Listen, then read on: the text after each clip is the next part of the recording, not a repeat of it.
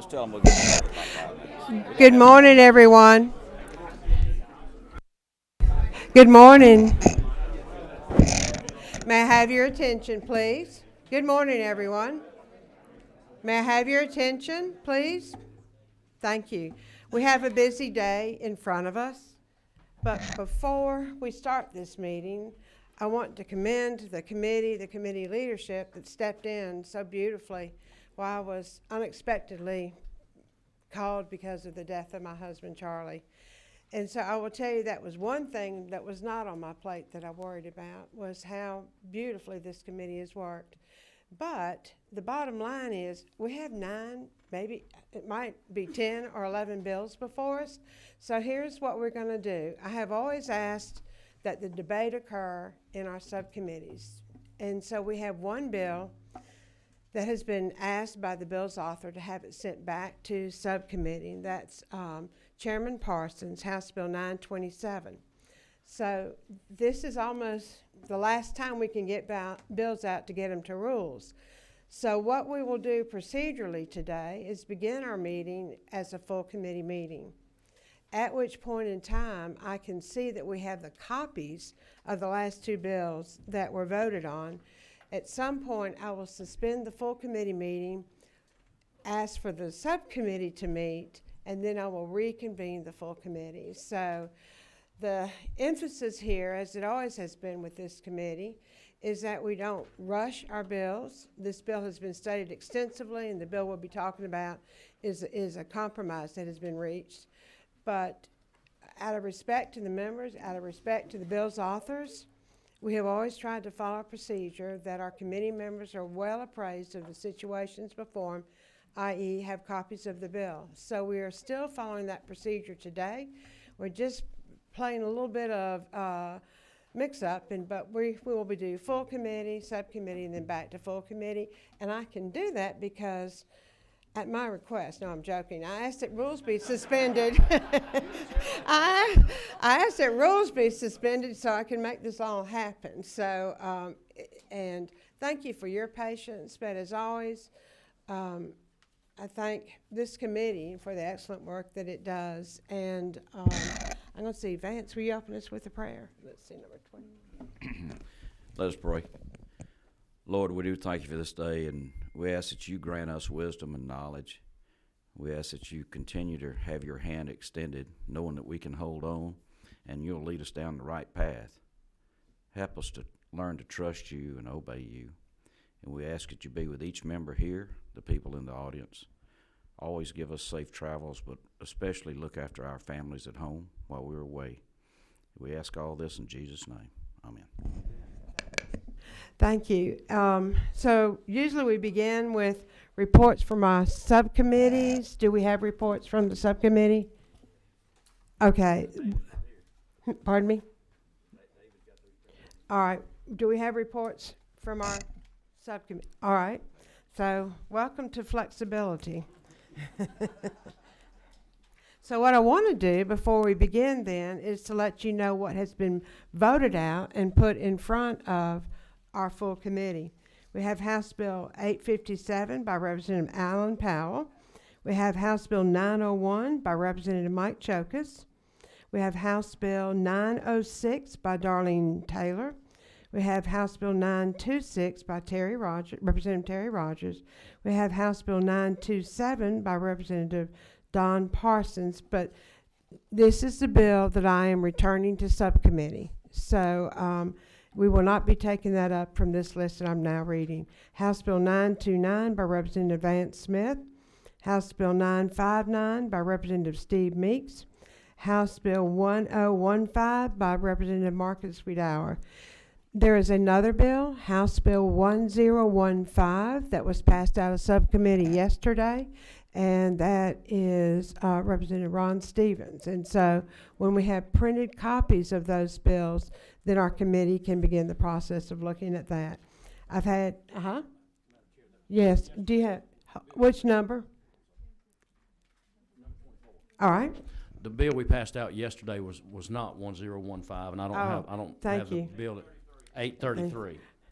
Welcome to flexibility. Okay, 8:33. Thank you. Thank you for the correction. He is the subcommittee chair, and I would think you would know that, so I thank you.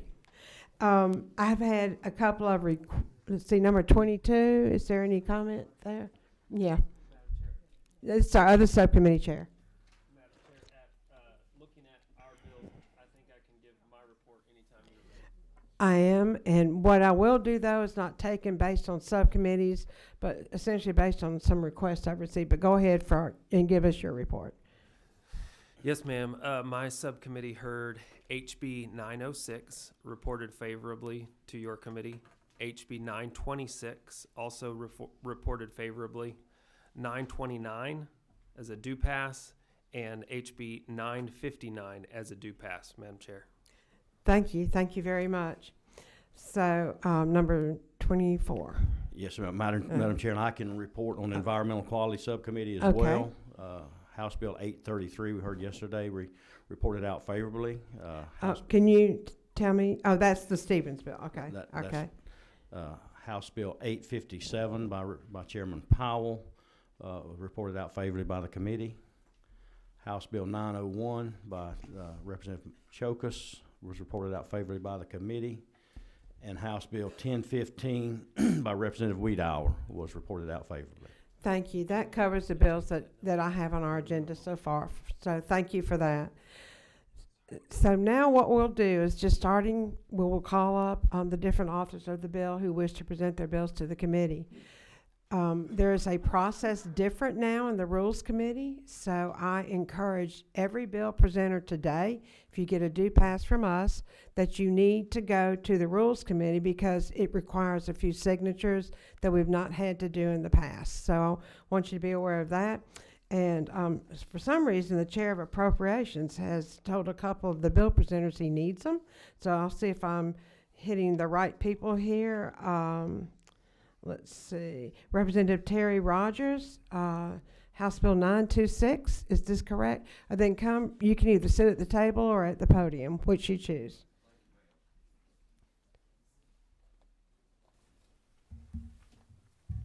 First of all, I appreciate the opportunity to be here. I wish you guys would do something about calling Noah and the ark, since that probably comes under your domain of this committee, you know. So I have a comment here. So we get to deal with the drought part of it.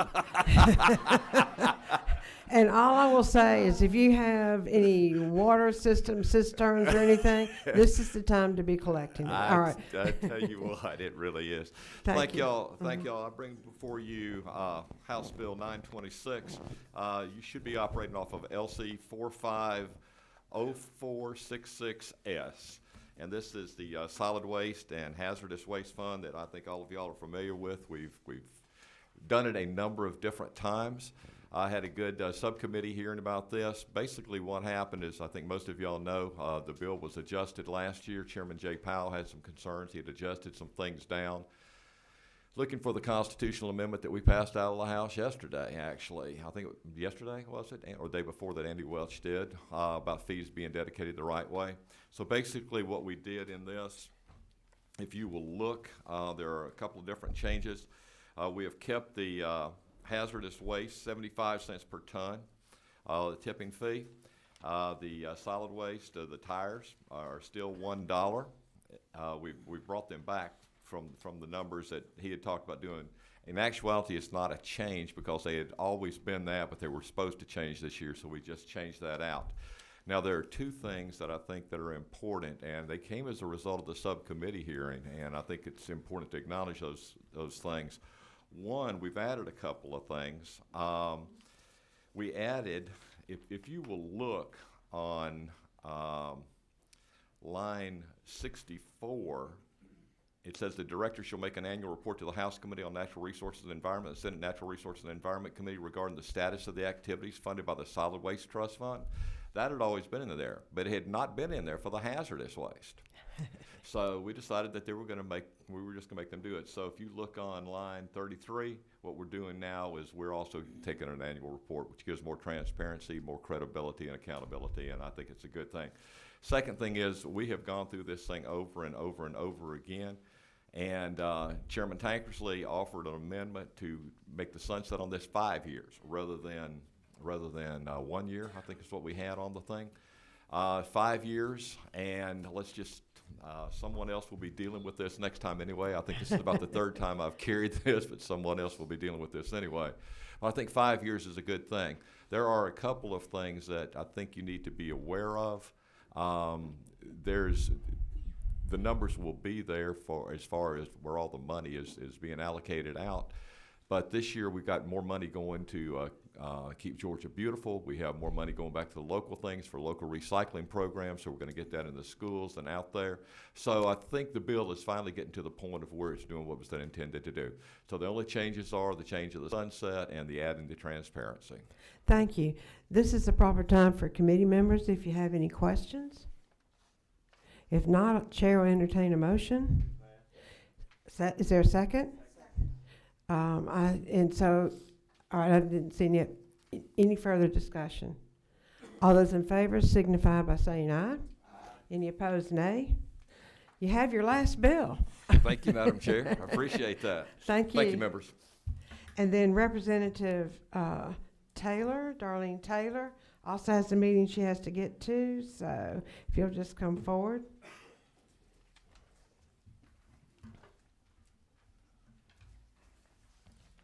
And I see you have a buddy. I do. Thank you, Madam Chair. Today I bring you House Bill 906, and we're working off of LC 450434S. And this is the Heritage Preservation Amendment. The Heritage Trust Act established heritage preservation designation for state-owned properties.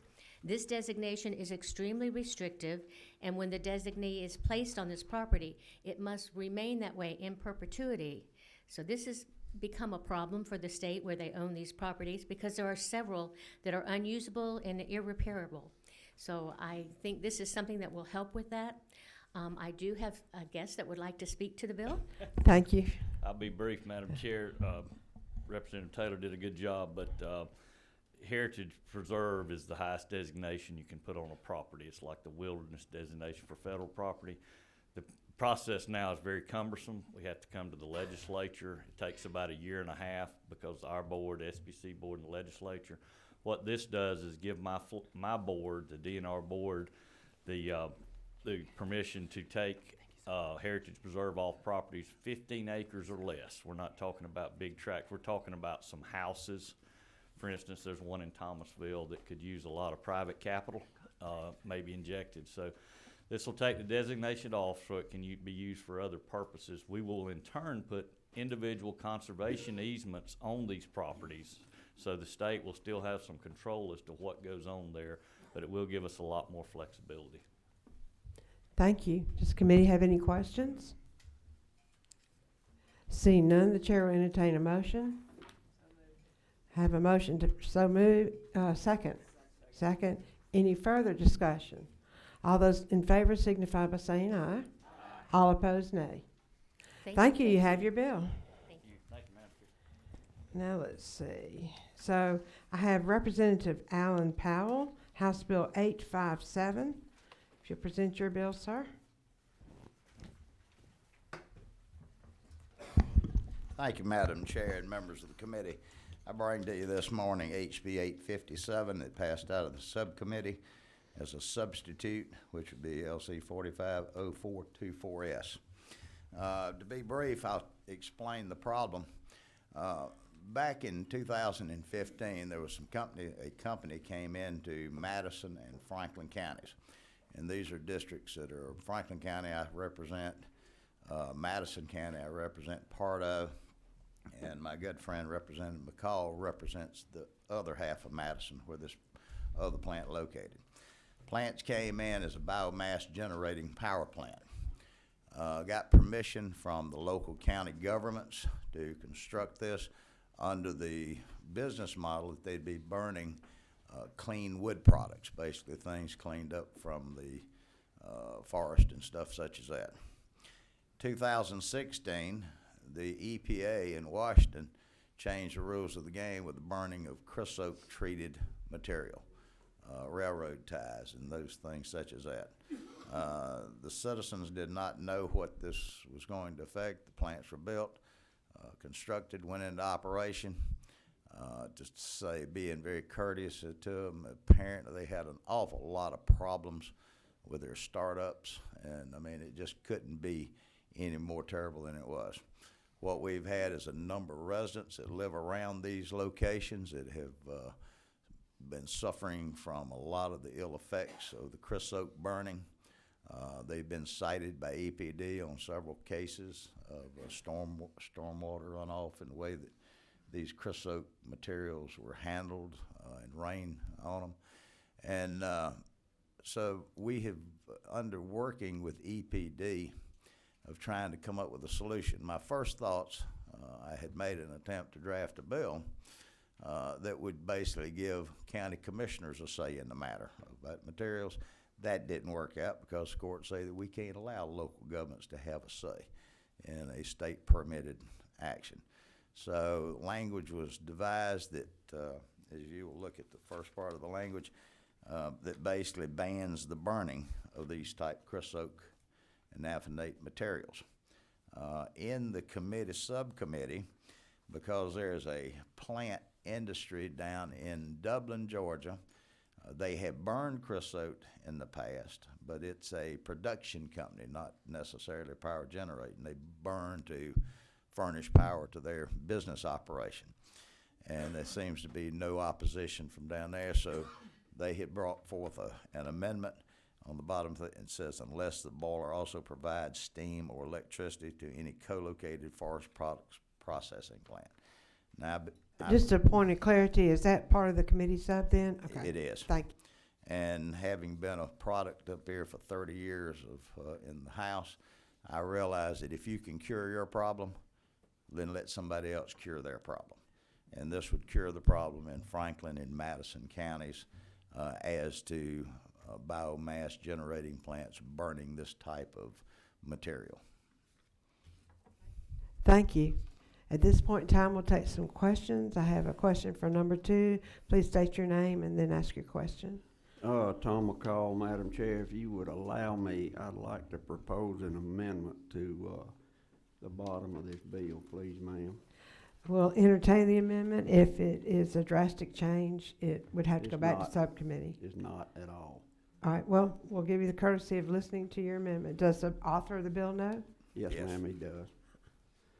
And Lori may have to put it in lawyer language, but all I know is I want to make Section 2 read, this act shall become effective upon the signature of the governor, and then change Section 2 to Section 3. So, I need to give the committee time to look at that. Do you have the bills in front of you? All it does is just, it's not an effective date on it, and all it says is just whenever the governor signs it, it becomes effective. Okay, so what we'll do, I will entertain questions at this point of come late Mr. Tom Call on his amendment. So if anybody has a question for Representative McCall at this point. I see no question. I have a question, number 22. I will obviously yield to your senior years here, sir, but my understanding is it always has been that upon, when we don't put an effective date, it's upon the signature of the governor. Or July the 1st. So if he signs it before July the 1st, then it becomes effective at that time. If it's not an effective date, it automatically becomes either on his signature or July the 1st. But if he doesn't sign it and it comes law anyhow, then it's July the 1st. So if we can talk him into signing it, then it'll become effective I whenever he understand. signed it. Thank you, sir. And I have a question for number 19. It was a friendly question to just say, there's a problem, and we're hoping the governor will sign it quickly and fix the problem quickly with this language. That's what Alan and my thinking is. Thank you. All right, thank you. Any other questions? All right, so the chair's in a position, and I have to determine if this is a minor change or a major change, and 2 things are influencing my decision. 1, there doesn't appear to be any opposition, and number 2, it is considered a minor change. So at this point in We've been friends time, a long time, right? That's- at this point in time, though, we need it put in the form of a motion, and then we'll go from there. So if you will do that. I move. So move. Is there a second? All right, now, is there any further discussion? Seeing none, we are voting on the amendment. All those in favor of the amendment, please signify by saying aye. Aye. Those opposed, nay. Sir, you have your amendment, which will now come out of our committee then with the amendment as a committee sub. So we will be voting on your legislation, House Bill 857, as a committee sub that includes your amendment. So my question before the committee is in essence that description of the bill. All those in favor of it, please signify by saying aye. Aye. Any opposed, nay. Sir, you have your bill. Madam Chairman, it's been my pleasure. I try not to come in front of this committee very often. And as a parting shot, I'd like to thank Representative McCall. As my junior, he's been an awful good neighbor to work with over the years. And I don't know who will replace him, but somebody on this committee is fixing to become my best friend for the next time I need a bill in this committee. Thank you. Sometimes we don't want to show up either, but we have to. All right, thank you. Let me look over my list. Let's see. Representative Mike Chokas. Okay. He is bringing before us House Bill 901. Thank you, Madam Chair. I've got Ben Cowett with the Georgia Environmental Finance and Authority, and I'd like to present to you House Bill 901. And there was a committee sub, so I'm going to go off of LC 450419S. Can you repeat that, please? Yes, ma'am. LC 450419S. So I was just informed by our committee aide that we do not have that LC number. Isn't that the? Okay. Do y'all have a 450379? Okay, we'll go off of that. Now, is that what you want that to be? I thought that the sub was. Let me say the one change, and it's one word in 0379, the one in y'all's packet on line number 4. It says non-government agencies, and the substitute, which I assume that was with y'all, changes that to non-government entities. So it's only one word change, and I thought that that was this committee sub, and I was mistaken. So let's have you repeat the language in the bill before the committee. Okay. It's line number 4, and it starts with governments and non-government agencies. And instead of agencies, the word is entities. All right, thank you. I do have a question for you. Number 24, state your name and your question. John Corbett, Representative 174. Yes, sir. I believe that was the sub we passed out of committee. I don't know what happened between here and the subcommittee, but that had that word in it. We changed it in the subcommittee. Changed to entities? Entities. Thank you, Mr. Chairman. All right. Are there any further questions for the presenter? Well. Oh, yes. Do you have? Well, I wanted to explain the bill too, if that's okay. Okay. I passed out a pamphlet on what the reasoning for the bill. The bill was to correct the code section that was passed a few years ago that allowed local governments for the purposes of land conservation to make loans. And with the Outdoor Stewardship Act, which went into effect in July 1st of 19, inadvertently NGOs, non-government organizations, were left out. And what this bill does is allow the Georgia Environmental Finance Authority to make loans to NGOs for the purpose of conservation, and these are more like bridge loans. And there's also a sheet that we passed out. They gave you an example. There are not but a few since 2014 or 2012, but you can see that they're substantial, $25 million, $20 million, up to $35 million. And these bridge loans purchase the land and then the state gets the land at a later date. Does the committee have any questions for the bill's author? Punch your number. All right. I was just teasing. I think we need Oh. to move flood protection up to A. We will float out of here when we're through with this meeting. Are there any other questions? Hearing none, let's repeat the LC number, if you would, please, my subcommittee chair, Representative Corbett, what number we're voting on for our committee's clarity. Number 24? I'll repeat it for you, sir, Please. if that's okay. It's LC 450419S. Hold on, Madam Chair, let me give this to you. Don't give us too much time now. We might start thinking, so, okay, thank you. All right, thank you. I have one question, number 2, state your name and. I just have a suggestion for the author. When the chairman asks for the vote, don't try to explain the bill. I know. And that is why I'm going to miss Representative Call. I said it in a polite way. He said it in an agrarian rural way, but the point is the same. So, all right, having no questions, I am entertaining a motion. Move do pass. Is there a second?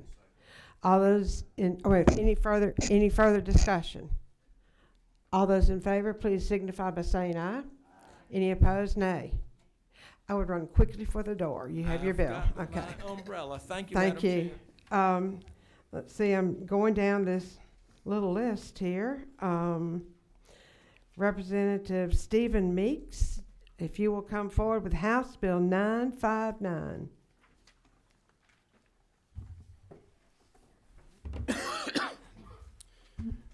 Thank you, Madam Chair, members of the committee, and yes, ma'am, our ponds overfloweth in South Georgia as well, around the farm, so we're floating away.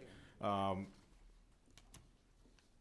bring to you today LC 45051S as passed by the subcommittee.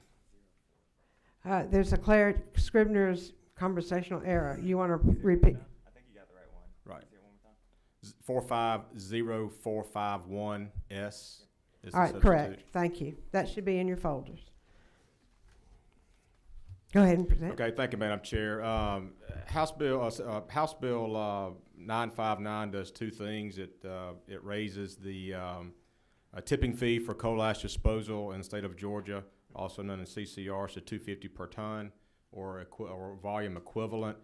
2 years ago, the General Assembly passed tipping fee increases, but delayed that for CCR disposal to 2025. So this will go ahead and eliminate the delay in implementation of that. Obviously, and we have some neighboring states from up north, North Carolina particularly, that is under agreement with their utility, the state, and to excavate coal ash ponds. There is some concern that given the low fee that we have here in the state, that we may invite more coal ash from out of state. And obviously, we don't want to be known as the dumbing ground for that. The other thing that it does is it reduces from 50% the list of prescriptive uses for those tipping fees that are paid to the host communities on what those fees can be used for. We reduce it from 10%, from 50% to 10%, and there continues to be some conversation about that fee there, or that percentage of what local communities can use those revenues for. So, Madam Chair, that's the crux of the bill. All right, thank you. We do have some questions. Number 17, state your name. Thank you, Madam Chair. Representative Sherry Gilligan, House District 24. And in the Section A, so on line 13 here, that increase of $1 to $2.50, is that for just regular municipal landfills or privately owned, I guess, landfills that are not receiving CCR will also be at $2.50? The $2.50 for municipal waste is currently at $2.50. To clarify, yes, so Private. it's just bringing it in par with everything else. Right. So That's the change to raise it. So, yes, come So through whether me, they- so you yes. have another question. Yes, ma'am. Okay?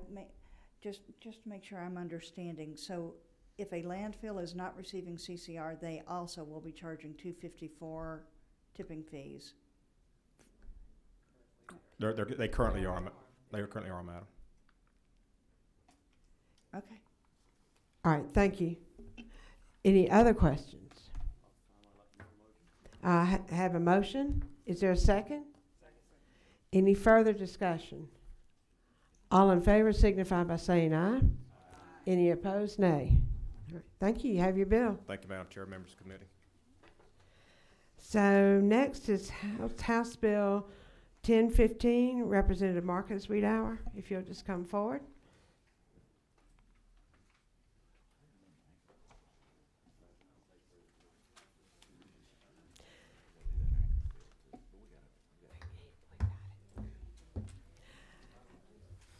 So if I may, by introducing our next presenter of House Bill 1015, this will be, if the committee is in favor of this, then we'll talk about some of the positive impacts that it would have on our state and our nation. But go ahead and present your bill. Thank you for that, Madam Chair. Marcus Wiedauer. Bringing before you House Bill 1015, working off of LC 450455S. All right, go ahead. All right. This piece of legislation presents Georgia with an enormous opportunity of being the first state in our nation to lead on sustainable development carbon registry. What it does is it expands the carbon registry to include sustainable building products. What we find right now is that companies in Georgia that are looking for carbon credits are having to go outside of the country to buy quality credits such as these.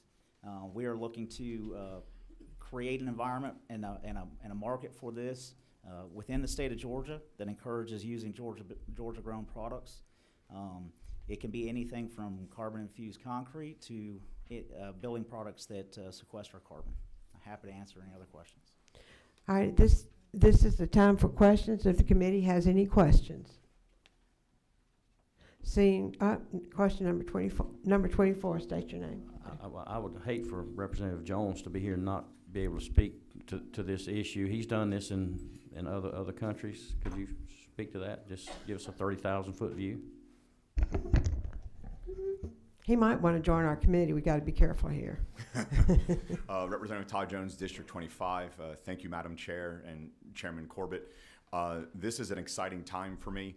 I've had the opportunity over the last 15 to 20 years in Europe, Japan, Southeast Asia, et cetera, to be involved in these type of registries, and I've seen the amazing innovation and also the reduction in carbon lead to just amazing changes that have been sustainable in those continents. So being able to bring that here to Georgia, being able to offer not just Georgia companies, but we hope domestic companies and international companies a truly rigorous credit, we think is going to differentiate Georgia here in the United States of America. So thank you. Thank you. Actually, if y'all pause and take a minute to reflect on this, Georgia is the #1 state for forestry. And so it is appropriate that the state of Georgia take the lead in this important new approach. And I thank y'all for your hard work and the other people who've worked with us on this. Having to say, I'm not trying to influence your vote, but at this point in time, any questions to either of our presenters? Chair will entertain a motion. Is there a second? Any further discussion? So before you will probably have to come and explain to us at some point in the future how it works, but all those in favor signify by saying aye. Any opposed, nay.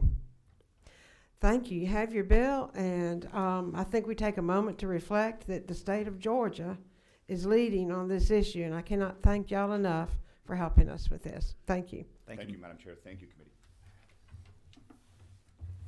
So I'm looking through my little list. So Representative Vance Smith hasn't Elmo'd me yet, but I think he's not up on the presentation of his bill 929. Here, and your number is 20. Thank you, Madam Chair. Thank you, Madam Chair. It is 929 LC 450395. The first few pages of the bill are all definitions. You can look through that, see that. The core of the bill is in section 2, where it talks about additional oversight. There are 4 items. Number 1, that the permittee will conduct post-closure care of the facility or the site for 30 years. And this includes maintenance and integrity of the cover of the system, maintenance of the groundwater monitoring, and the groundwater monitoring through the entire post-closure care.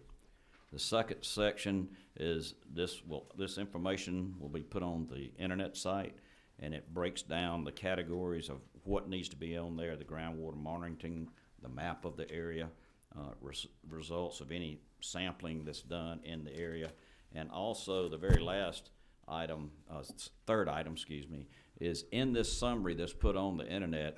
It's worded here that it'll be entered reasonably, so it can be reasonably understood by persons without environmental technical experience. That was strictly for me right there. And me.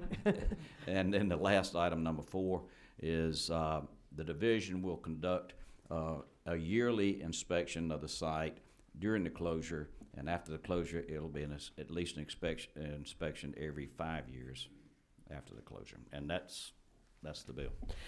All right, so this is a proper time for questions. If you'll identify yourself as I call on you.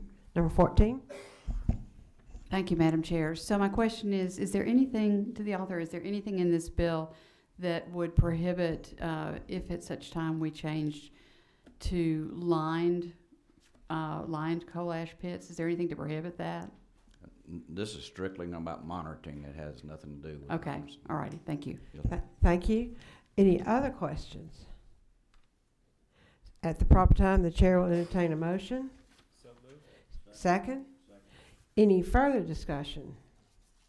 Hearing none, I'll entertain a motion. All those looking for the ayes and nays. All those in favor signify by saying aye. Aye.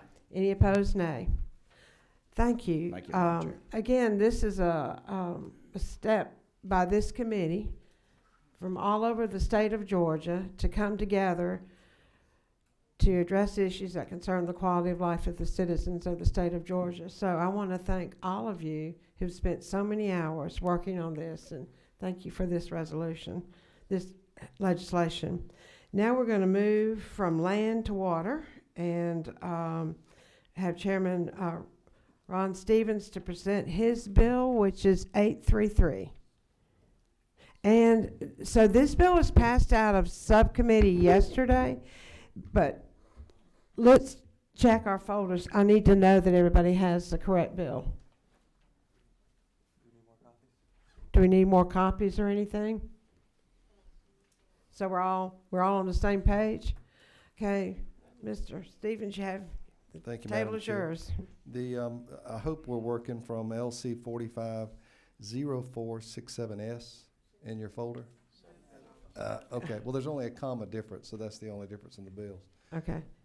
74, we're good. I almost know this bill So backwards. let me find out so clarify for me, what's in our folders, if you can tell me that, Mr. Hartman. Your number is zeros. All right, so do y'all have that? Do you know what we have? And then someone's handing that to you. Okay, so you're in agreement with that? We are, and there's a comma difference in the two bills. And before I say anything, Madam Chairman, I'd like to introduce Scott Draper. Some of you that's been here for a while, you might know he was our helped work through this issue, and especially the Commissioner for Department of Natural Resources, and Richard Haymans down on the coastal Georgia to try to get to work through this issue. And as an avid boater, some of you might know I've been on just about every river east of the Mississippi, including the Mississippi. And Georgia's waters are pristine and some of the best that I've seen in the country, and even up into Canada or the Great Lakes. So this bill only deals with anchoring, and we've got some bad apples, and this bill will help the department get rid of the bad apples by requiring a permit to anchor out for more than 14 days, basically a liverboard. And this bill will not penalize those folks that just pass through as we do up and down the coast on the Intercoastal Waterway. But it will give the department some teeth to get rid of these folks that might have derelict boats. And Madam Chairman, it's a compromise that's been worked out, and I'm very proud of the bill. Thank you. At this point in time, are there any questions from the committee of the bill's author? Number 22, state your name. Timothy Barr. I was just curious if this bill will allow me to park my boat closer to the Capitol, because I had to park quite a ways away. I have not parked till now. 14 days. Okay. Thank you, sir. I-75, you cannot anchor. All right, any further questions? All right, the chair will entertain a motion. All right, second? All right, any further discussion? Hearing none, we'll take the ayes and nays. All those in favor signify by saying aye. Any opposed, nay. Thank you. Thank Will you, Madam you Chair. have vote transport outside for us? Thank you so All right, much. thank you. Thank you very much. Again, to all the bill presenters, there's a different process for rules, so you need to pay attention to that today. Now, here's what we're going to do with House Bill 927, and the bill presenter is here, I see. I have received a request from the bill presenter to return his bill back to subcommittee. So at this point in time, I need the Natural Resource Committee to stay and put, because I'll reconvene our full committee. But now we're temporarily suspending our process and turning it over to Representative Barr. And if you'll just identify your committee and take the lead from there. You're number 22? Okay. Thank you. But let me be sure, is the committee understanding that? Now this is a meeting for subcommittee, and he will tell the members who are on that. Mr. Parson can come forward while we're doing that.